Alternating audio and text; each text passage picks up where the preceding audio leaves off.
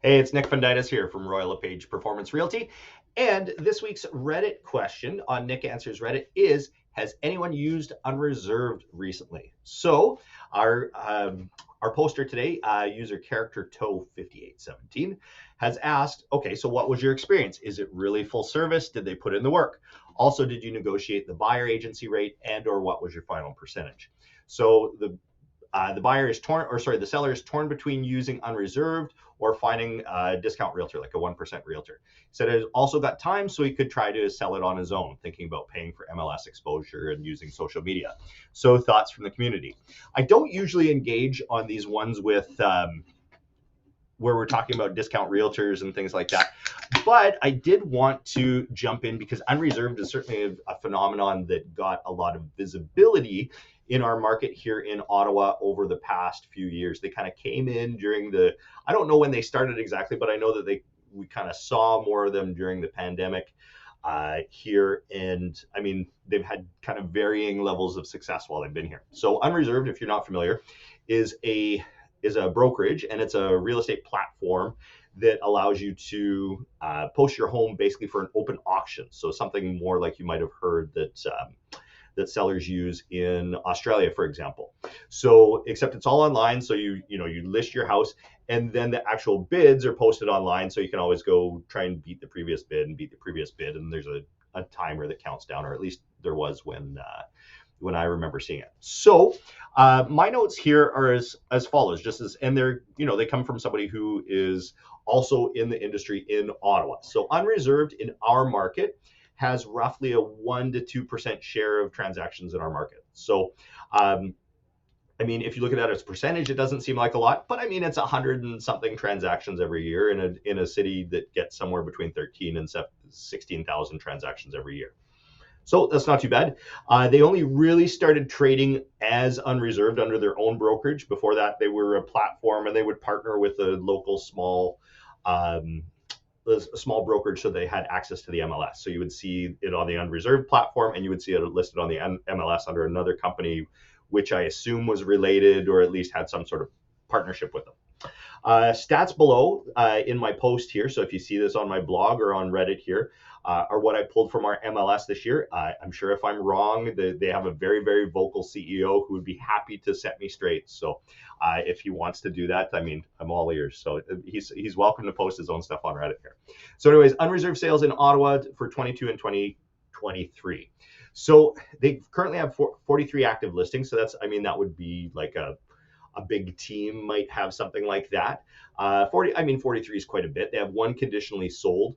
I didn't look at their days on market or anything like that because the sample size is too small to give you. It wouldn't be fair to them to say that, oh yeah, it's lots of days on market or it's short days on market or whatever.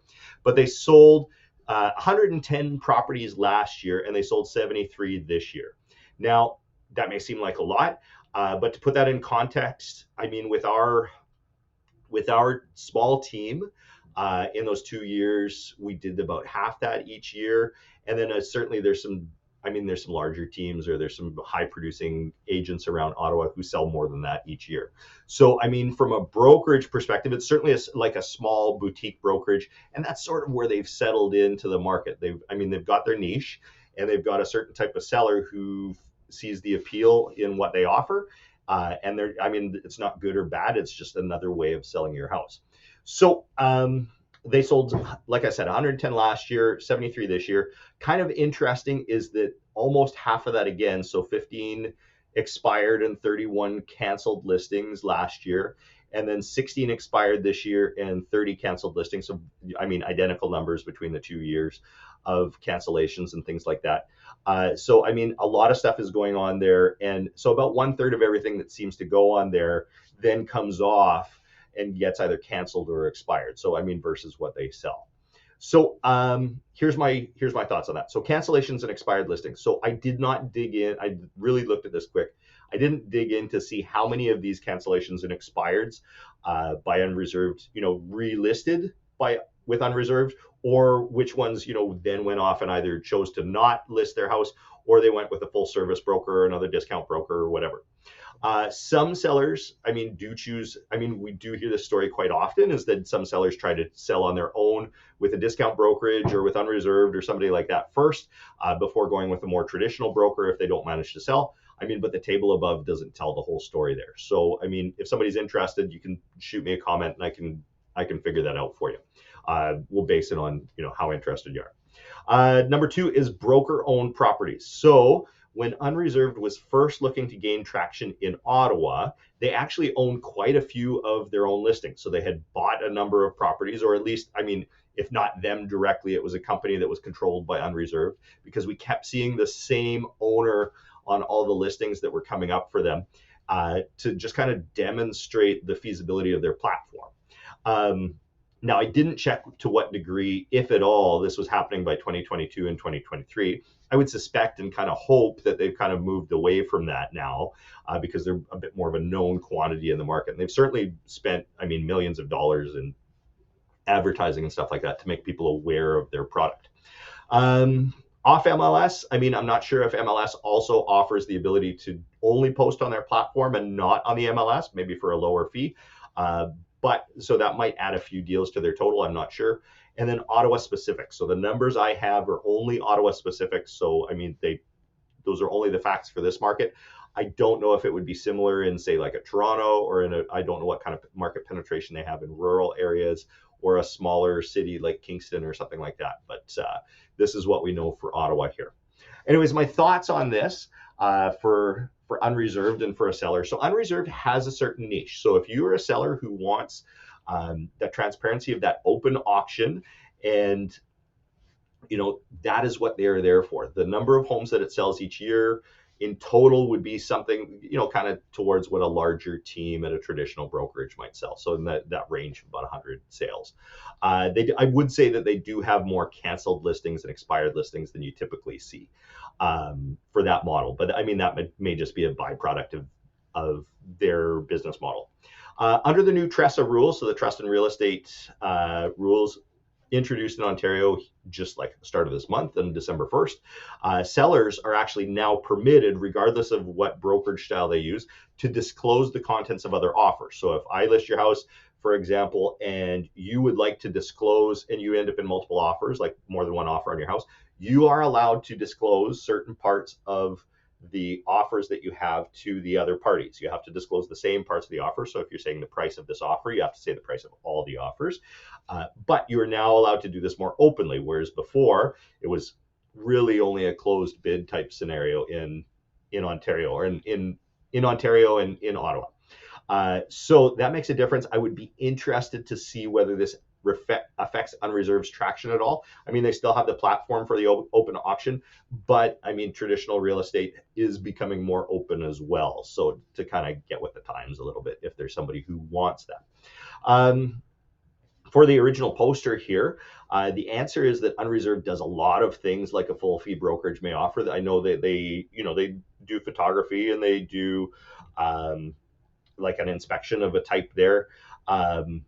They do, but there's some other services like their physical staging that I'm pretty sure are a la carte. So you pay for those as an additional fee. So, I mean, whatever you're deciding to do, kind of balance it all out with what the total is going to be versus if you went with a 1% broker or a 2% broker or whatever. So I can't speak to the client experience. I don't know anybody this year personally who sold with Unreserved, but I do know that there's a lot of Google ratings. There's various news articles on them that tell the client experience. So if there's not a lot of people that come up on Reddit to say what their experience had been, there should be at least something recent for you to find there. And then lastly, the market, I mean, at least in Ottawa again, but likely in other markets as well, is slower than it has, and it's more balanced than it has been during the pandemic, which is very much a seller's market. So now, as a seller, preparation is key. So even if you're going with discount brokerage, even if you're just putting a Canadian Tire sign, for sale sign in the ground, take the time to clean, declutter, do repairs, stage, and even consider doing a pre-list inspection so you know what repairs you might want to tackle. As a seller, you're going to have more competition than at almost any time in the last 5 years.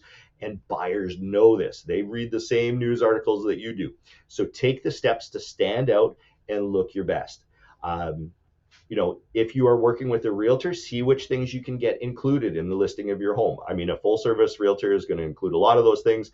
1% realtor or an unreserved is not going to include as much, but see what you can negotiate and try and get as much as you can to stand out from the crowd with your listing. Whichever way you choose to move, I wish you good luck in your move. I hope you have lots of success and sell it for a great price and find a great new home on the other end. So source on this, as always, I'm a realtor in Ottawa, Ontario. So obviously, I mean, there's a little bit of a skewed perspective here, but it is a perspective of somebody who is very active in the market. And I love having your questions. So if you have a question of your own or something in this this video resonated with you today, shoot me a comment below and I'm happy to respond. Take care and we'll see you next week. Bye.